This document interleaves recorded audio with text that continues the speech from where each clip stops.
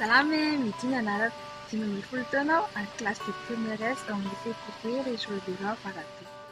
Androany dia resaka aminareo momba ny biby mahafatifaty iray izay tsy fahita fa eto Madagasikara dia ny gidro izany na koa lémurien izay mivelona sy miaina anaty ala natoraly manerana ny Madagasikara ka taty amin'ny nouvelle aire protégée Maromisa no toerana nosafidianay anaovana fanadihadiana.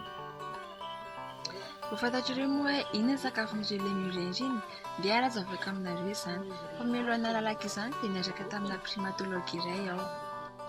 I Monsieur Naine izay fantatry ny be sy ny maro eo Max. Amin'ny ankapobeny dia mizara telo ny sakafon'ny lémurien. Misy ny mihinana ravin-kazo, ao ny mihinana voankazo ary ao koa ny mihinana bibikely. Hitantsika eto izao ny indrindry na babakoto izay tsy mihinana afa-tsy ravin-kazo. Mihoatra ny 9 ny sakafon'izy ireo mantsy dia ravin-kazo avokoa. Ny sifaka indray dia toy ny babakoto, mihinana ravin-kazo sady mihinana voankazo ihany koa amin'ny fotoana fahavokarana anaty ala. Araka ny fikarohana nataon'ireo primatologue dia hita fa ireo ravin-kazo sakafony dia misy tahana sidra ambony ka izany mahatonga azy ireo hihinana tany arak'izao hitantsika izao. Ny tany mantsy dia ahitana vy sy sira mineraly izay manampy azy amin'ny fandevonan'ireo ravin-kazo.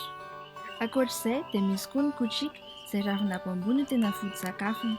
Marihana nefa fa ny bamboa dia ahitana pozina mahery vaika antsoina hoe cyanure izay mety mahafaty olombelona. Manarak'izany ny varin-tsatsy dia tsy mihinana afa-tsy voankazo ihany.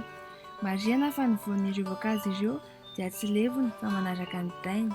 Io vy io dia maniry rehefa milatsaka eny amin'ny tany. Izany no antsoin'ny siantifika hoe acide dispersol.